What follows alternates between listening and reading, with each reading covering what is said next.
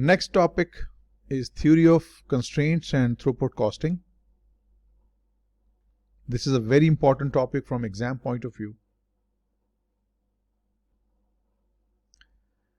Theory of constraint, throughput costing. This idea was given by an Israeli physicist. He was also a business consultant. He wrote this in his novel, and this was all about how to improve human thinking, how to help people in problem solving. First of all, let us discuss what are constraints.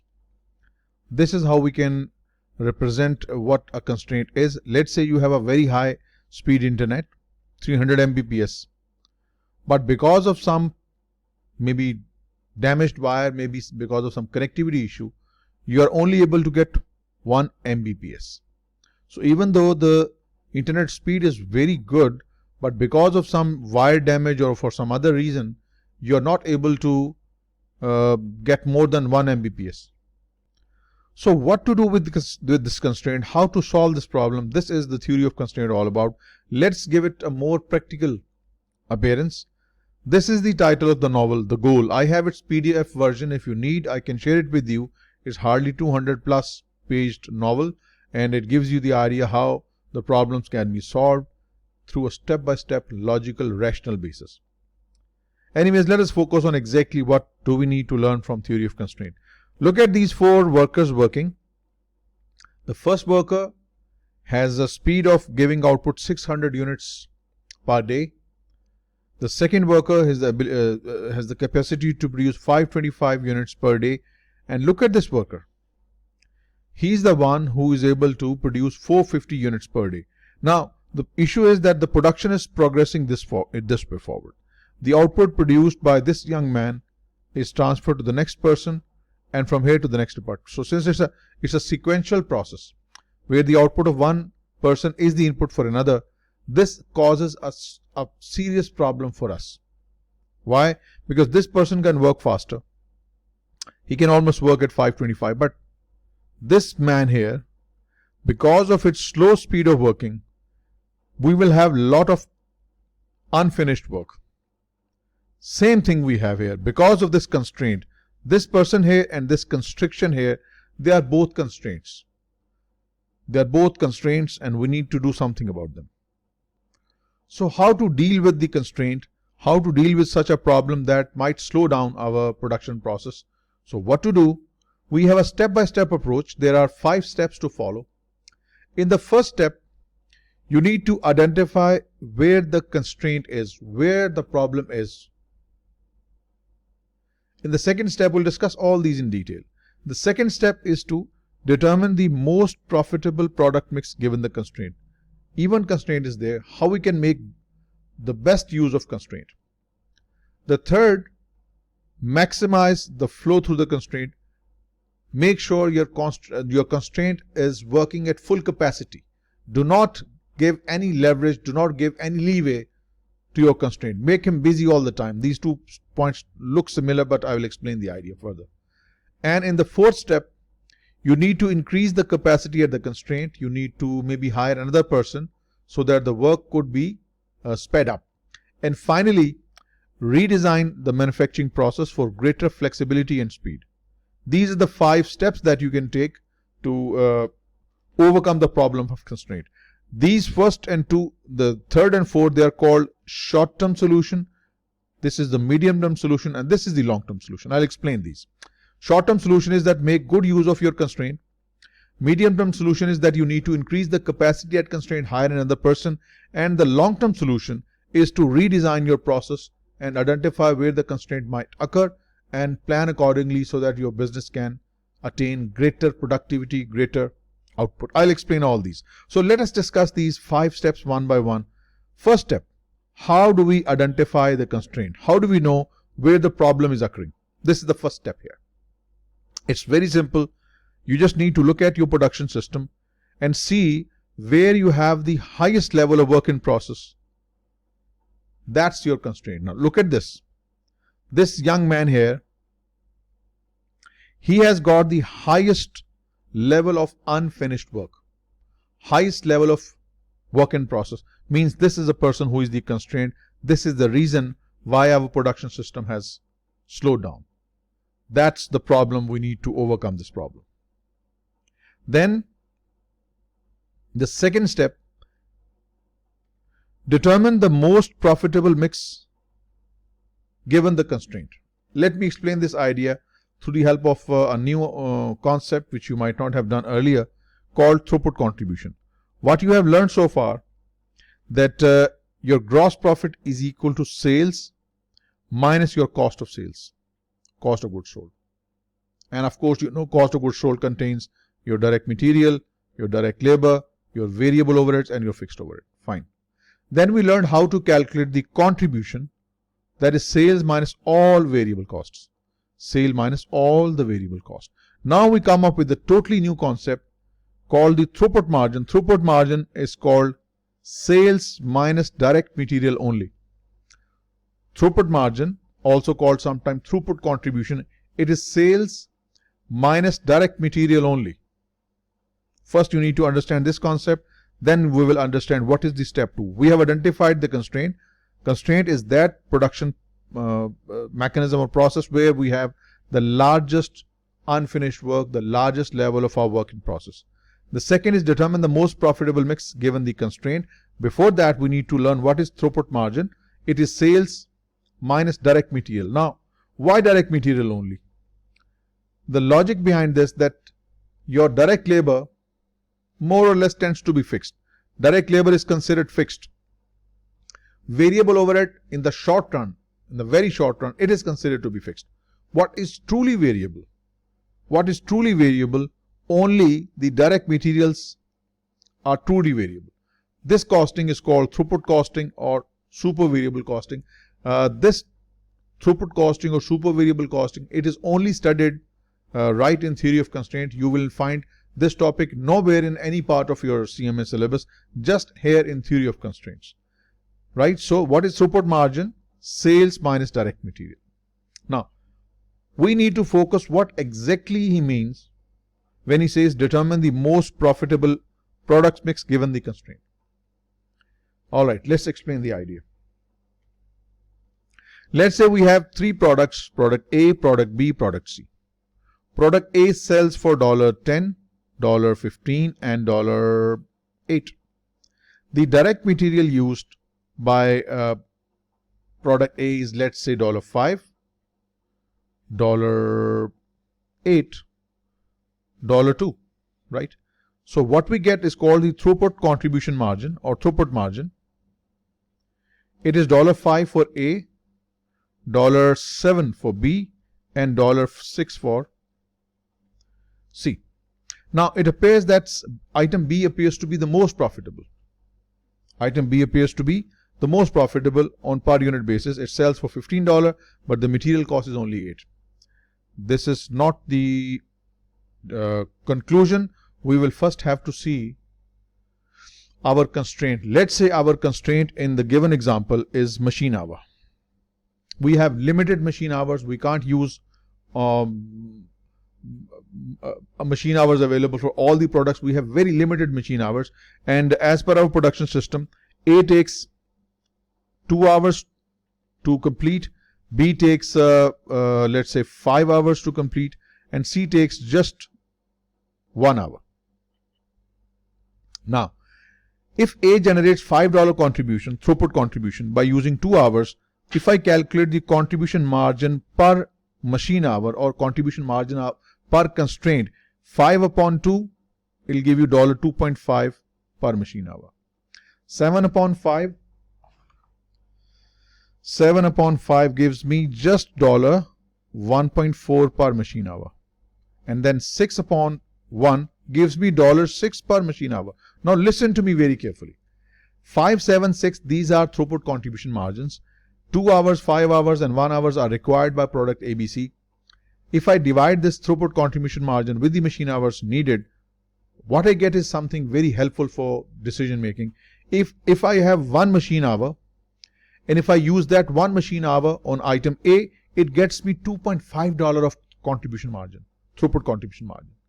If I spend that 1 machine hour on B, it gives me 1.4. And if I use this 1 machine hour on item C, it gets me $6, right? Which means if machine hour is my constraint, which is short in supply, if I want to make the best use out of it, then I should consider C to be my topmost priority, 5-star product. I should ideally spend all my machine hours on item C because it is giving me the highest throughput contribution per machine hour. After that, A should be my second priority, and if still I have some hours left, I will use that for B. So this is how we decide. This is the second step. Determine the most profitable product mix given the constraint. That we have the constraint machine hour, and we have seen that the best return for this constraint is obtained through C. So this is going to be our first priority. The second best is A. It is our second priority. And if we have any hours left, we will make use of those hours for product B. This is our third priority. This is how we determine how should we rank our product. We'll discuss this as we go along further in detail. All right, moving on to our next point. Let's jump to the point 3. He has given you tabulated numbers. They are not much important. Focus on step 3 now. Step 3, once we have identified where the constraint is where you get the highest level of work in process. Second point, determine the most profitable mix given the constraint. The third step is the maximize the flow through the constraint. What does it mean? It means that you need to make the best possible use of the constraint. This is understood through the concept called the drum, buffer, and rope approach. Let us discuss these one by one. First, let us discuss what is drum. Drum is the constraint. Drum is the beat with which, or in accordance to which this arrangement marches forward. So this drum basically is your constraint. Because of this little man here, your whole arrangement of these people slows down because of this young man. His stride is shorter, so he can't take longer strides. Resultantly, this whole arrangement slows down. This is the constraint. Because of this little man, your forward march has slowed down. This is referred to as drum. Drum is your bottleneck operation. Drum is something with which beat you will march forward. If it is slow, the whole production system will slow down. If it's faster, you will move faster. Right? So this drum sets the beat. How you can move forward, or how fast or slow you will move depends upon the drum. Its beat. Okay. So remember, drum represents your constraint, your restriction because of which your production system cannot speed up. The second is called buffer. What we are doing, we are at step 3 to learn how to maximize the flow through the constraint. Let this small man remain busy by always giving him some work. He should not remain idle. We should always give him some work. We should always give him some work in process on which he can regularly keep on working, so that to make the maximum use of the time. So buffer is the minimum amount of work in process that must be input so that the drum is always in operation. We cannot allow the drum to slow down. We want to keep him busy all the time. And this is done through this process. We keep him busy by giving him a certain amount of work in process that keeps him busy all the time. And the third part is rope. What is rope? Rope basically is a sequence of activities including the bottleneck and all the preceding operations. We want these operations not to run so fast that this buffer might expand. We want to restrict them. We want them not to speed up, because if they speed up, if they run forward at a greater speed, they will be much larger work in process, which we don't want. We want a minimum amount. Remember the work, the minimal amount of work in process that should always be kept in place so that this man keeps on working. This doesn't become idle. And we need to restrict our forward processing department so that they don't run forward with great speed so as to stretch this buffer to a very high level that might involve a lot of storage cost, deterioration, obsolescence, and so on and so forth. So let me repeat what we have just done in this third step. Drum is your constraint that slows down your production process. Buffer is that minimum work in process that you should always give him, so that keep him busy. Never let this person remain idle. Keep him busy all the time. And at the same time, do not let these preceding departments, preceding processes to run so much in the forward direction that this buffer might expand. We need to keep this buffer at the minimal amount of work. Keep him busy with giving certain amount of work, and stop these three departments not to run forward so as to avoid the build-up of stock. This is the third step, and this is the short-term solution. This is the short-term solution. Remember, the step 3 suggests the short-term solution of your problem. Then the next step here, this is more practical example. This is the rope. In this case, the production is moving in this direction here. This is the bottleneck constraint where the production process slows down. This is shown as a drum. We should always keep a certain level of work in process for this department so that it is always kept busy. And through a certain sequence of activities, we must restrict the other departments so as not to result in a larger level of stock. Now the fourth step is basically a solution of your midterm problems, medium-term problems. Improve the process to increase the bottleneck operations capacity. We can increase the bottleneck operations capacity. Let me show you what does it mean. We can maybe hire another person and make him sit with him. So maybe this way we can increase the speed to 600 plus units per day. So we can increase the capacity at the bottleneck resource so that the production process could be sped up. So medium-term solution is improving the process to increase the bottleneck operation capacity. Hire another person, and that will speed up your production process. The last one, the fifth step, redesign the manufacturing process for greater flexibility and speed. This is the long-term solution of your problem. Long-term solution involves re-engineering the entire process. You need to identify your products. You need to see which products are taking too much effort, and they should be dropped. And then remaining products should be redesigned to ease the manufacturing process. This is the long-term solution. So the bottom line here in the fifth step is you should drop those products that are taking too much effort. Simply kill them. And the remaining products could be redesigned so that we can ease our manufacturing process and be able to generate more output. How can we do that? We can do this through value engineering. This is a topic we'll discuss much more in detail in our Unit 10 in detail. You will learn there how we can improve our production process through value engineering. Just a brief intro. Value engineering is a process in which we identify two types of activities in our production system: value adding and non-value adding. So we will see which activities are actually generating quality, quantity, responsiveness, customer utility. The activities that are beneficial for customers are called value adding activities. Customer will prefer such activities. They will value your product because of value adding activities. Non-value adding activities like storage, like material handling, like production setup, customer is least concerned about such activities. What customer is concerned about is durability of your product. That is value addition. Reliability, value addition. Design, value addition. Durability, value addition. So value adding activities are those that add customer utility, customer satisfaction. Our focus must be on these activities. Non-value adding activities do not add such benefit for our customers, so they must be eliminated. We'll discuss this in detail. So we have learned all these. Let us apply these into an extended example, all these 5 steps. Here we go. A company makes 3 products: an airborne radar, a seagoing sonar, and a ground sonar. 3 types of detection devices: airborne, seagoing, and the ground sonar. It further says that company has 2 departments, assembly and testing. Under the current setup, the hours spent by each product in the 2 phases of the manufacturing process are given as follows. Airborne radar spends 3 hours in assembly, 4 in testing. Seagoing sonar spends 8 hours in assembly, 10 in testing. And ground sonar takes 5 hours in assembly and 5 testing. Right? The company has 150 hours available every month for testing.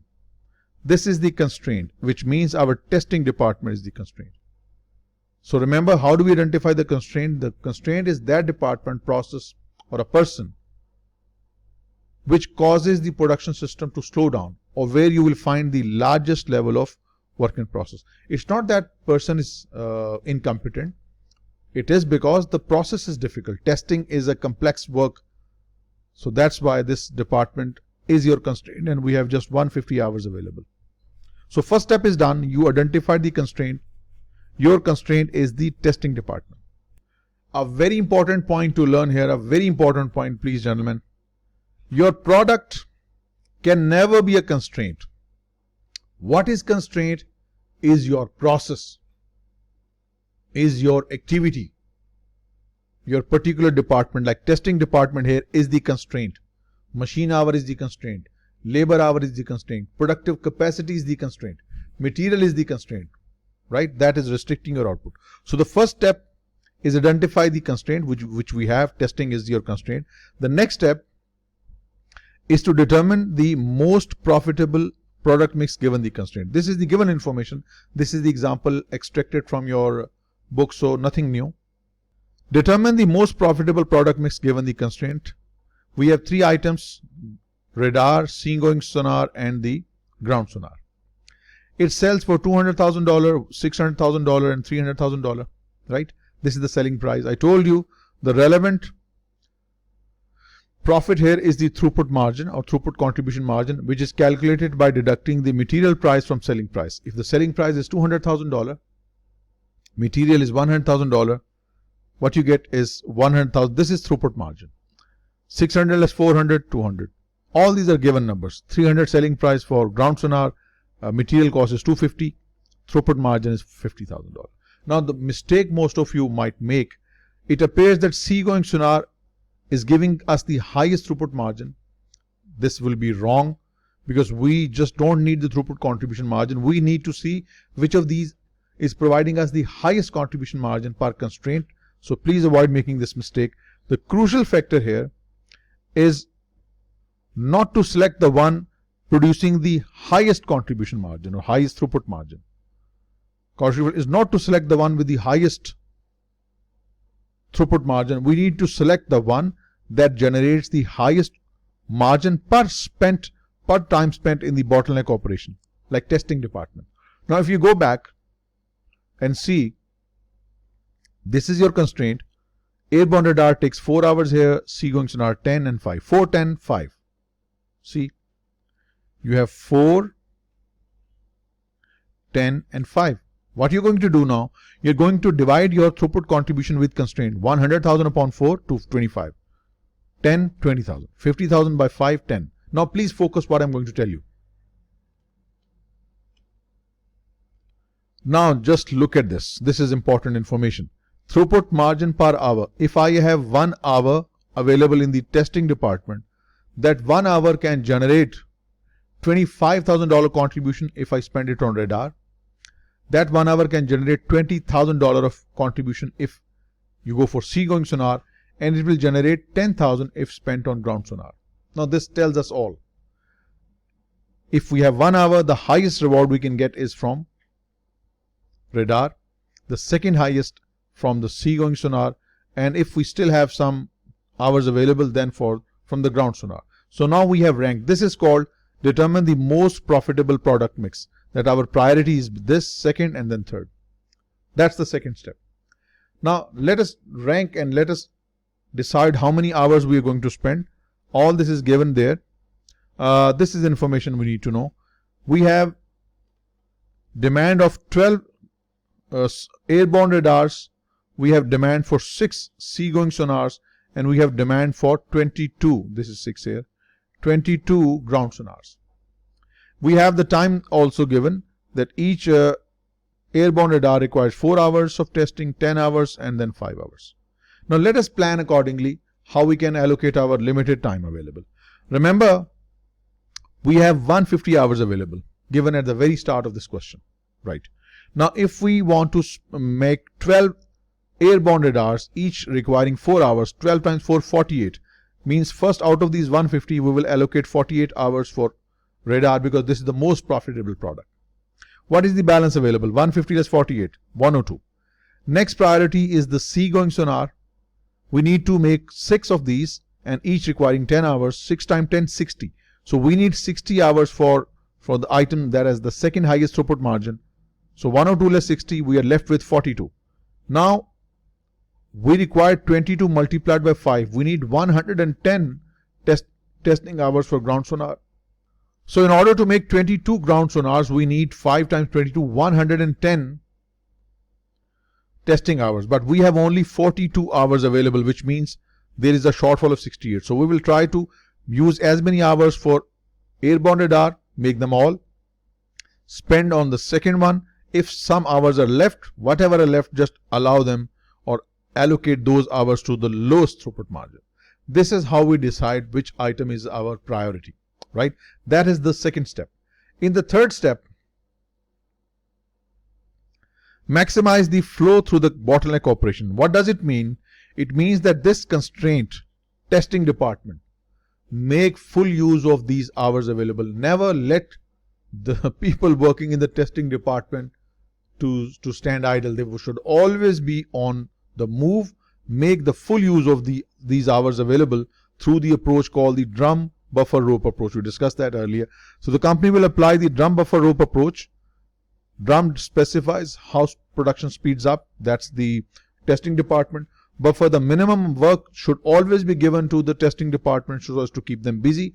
And rope, that the other proceeding department should not be allowed to run so fast that the production system results in investment in inventory. And then the fourth step, increase the capacity at the bottleneck operation. You need to hire more people. You need to train more employees for the testing department so as to increase the level of 150 hours to 200 or 300, right? And finally, we discussed that you need to see which of the products are good that you should carry and which of these products are taking so much of your effort, so much of your energies, but not giving a good return. Kill them.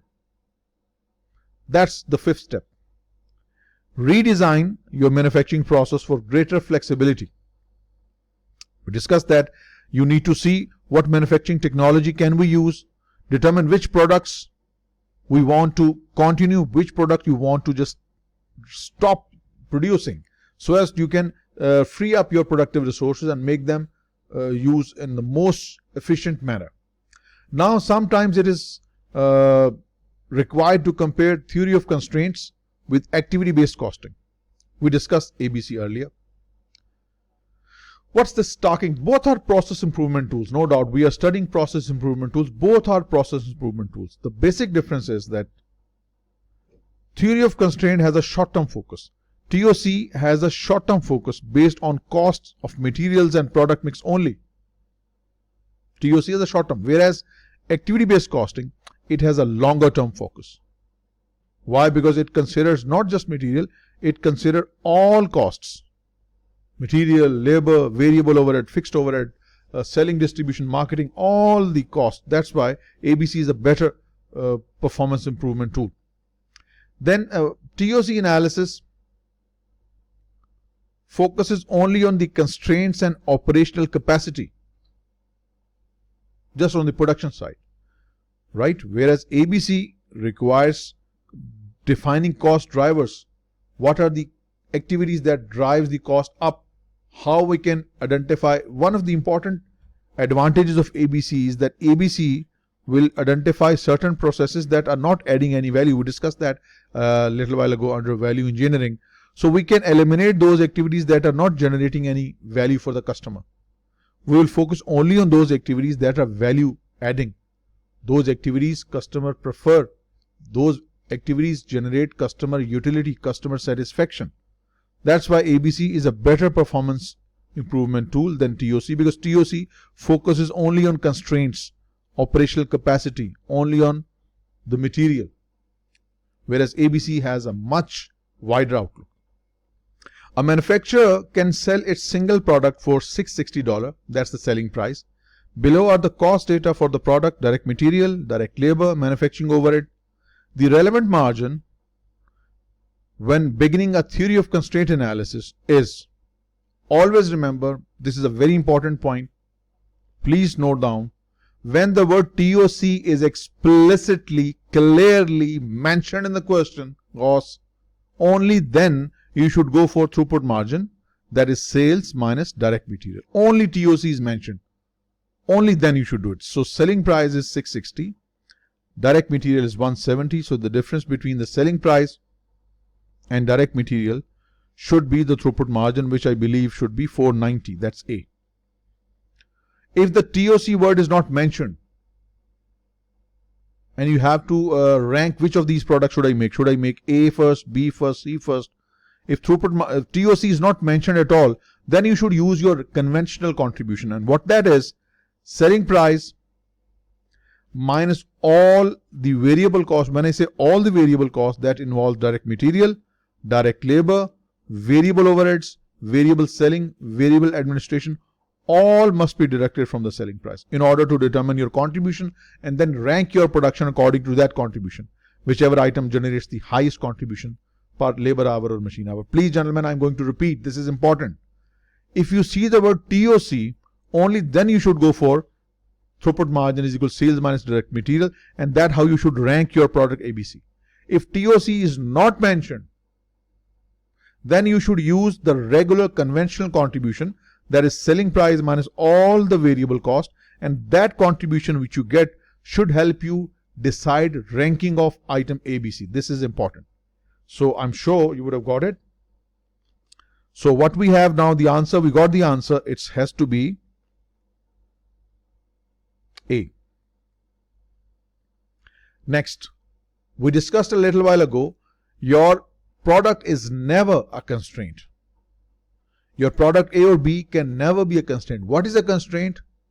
People, processes, activities, machine hours, right? So below are data concerning the hours spent by manufacturers two products in two processes. There are two processes, assembly and painting, right? So where is the constraint? If we can't identify where is the work in process. I told you how we identify a constraint. A constraint is that product, process, activity or person where you see the highest level of work in process. We don't have it here. Then how do we identify? You can see which department takes most time or more time comparatively. Look at this. Assembly department takes 21 and 32. It takes 53 hours on item A and B, whereas painting takes just 22. So on total, assembly takes more hours. That's why the goods take more time in assembly. So there is going to be more work in process in assembly because of more time. So here the constraint is the assembly activity. Remember, assembly activity is our constraint. So it's going to be C.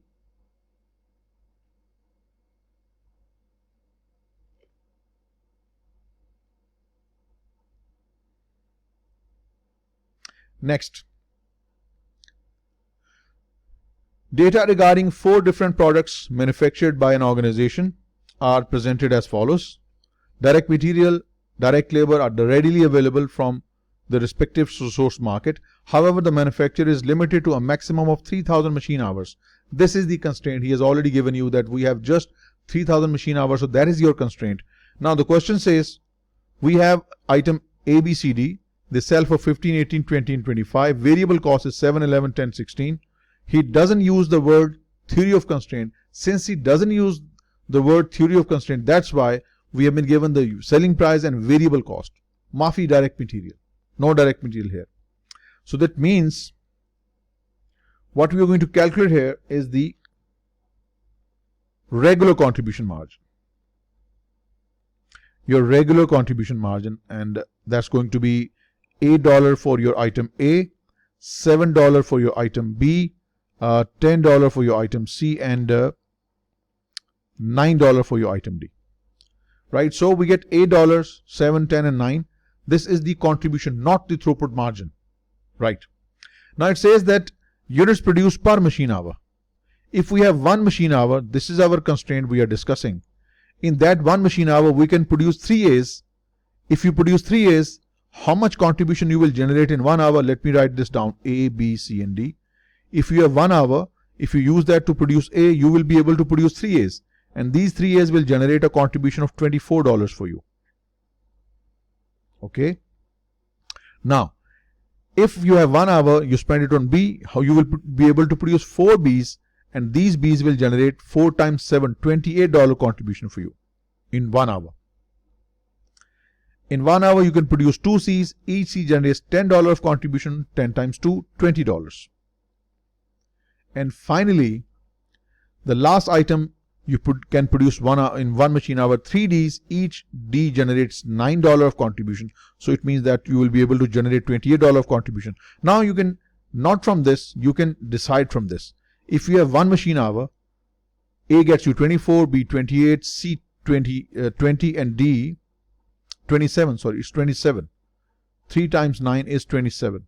So that means the highest level of contribution generated is going to be through B. So it's going to be B. 14B is the right answer.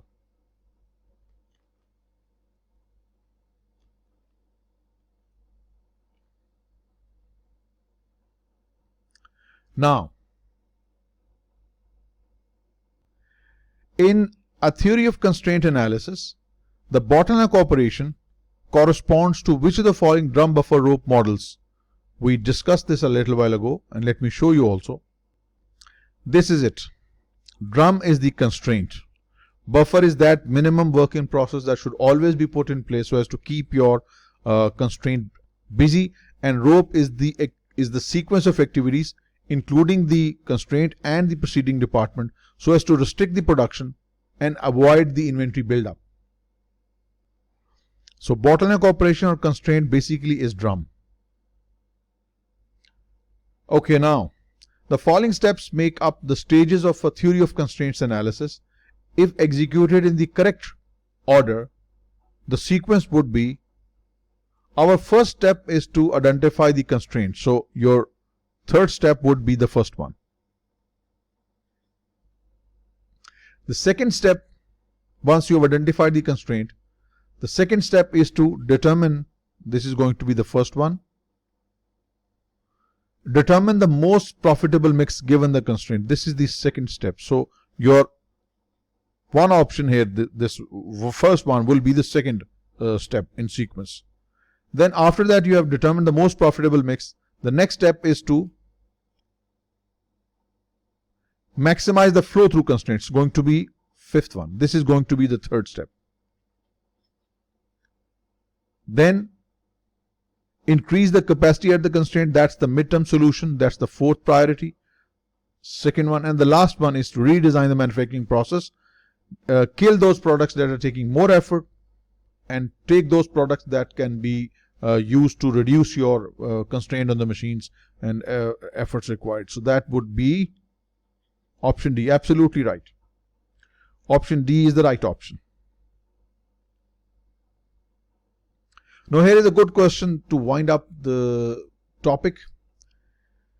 Now the question is explicitly requiring TOC, theory of constraints. So that is why I'm going to use my selling price and I'm going to consider just the material cost.